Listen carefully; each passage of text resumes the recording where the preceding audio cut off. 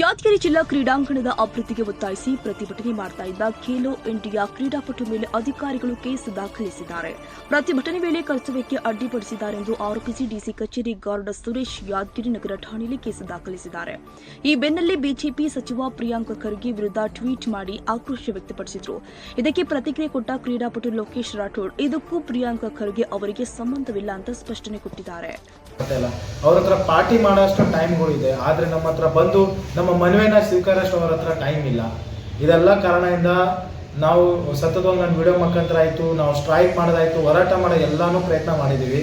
ಈಗ ಅದರದ್ದು ಭಿಕ್ಷೆ ಅಂದರೆ ಅದರದ್ದು ನಮ್ಗೆ ಗಿಫ್ಟ್ ಏನು ಸಿಕ್ಕಿದೆ, FIR ಸಿಕ್ಕಿದೆ. ನಾನು ಎನಿ ಟೈಮ್ ನನಗೆ ಅರೆಸ್ಟ್ ಆಗೋ ಚಾನ್ಸಸ್ ಇದೆ. ಈಗ ಇದೆಲ್ಲ ಕಷ್ಟ ಆಗ್ತಾ ಇದೆ. ನಾನು ವಿಡಿಯೋ ಮಾಡೋ ಮುಖಾಂತರ ಸುಮಾರು ಜನ ಬೆಂಬಲ ಕೊಡ್ತಾ ಇದ್ದಾರೆ. ಮುಂದೆಗಡೆ ಯಾರು ಬರ್ತಾಯಿಲ್ಲ, ಆದರೆ ಇಂಡೈರೆಕ್ಟಾಗಿ ಬೆಂಬಲ ಕೊಡ್ತಾ ಇದ್ದಾರೆ. ಸೊ ನೆಕ್ಸ್ಟ್ ಅದೇ ಇದೆ, ನನ್ನ ಮೇಲೆ FIR ಆಗಲಿ, ನಾನು ಜೈಲು ಹೋಗೋಕೆ ರೆಡಿ ಇದ್ದೀನಿ.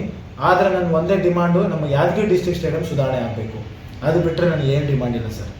ಇದ್ರ ಬಗ್ಗೆ ನೋಡಿ ಸರ್, ನಾನು ಯಾವ ಪಕ್ಷ ಪರವಾಗಿ ಅಲ್ಲ, ವಿರುದ್ಧ ಅಲ್ಲ. ಈಗ ನಾನೊಬ್ಬ ಸಮಾಜ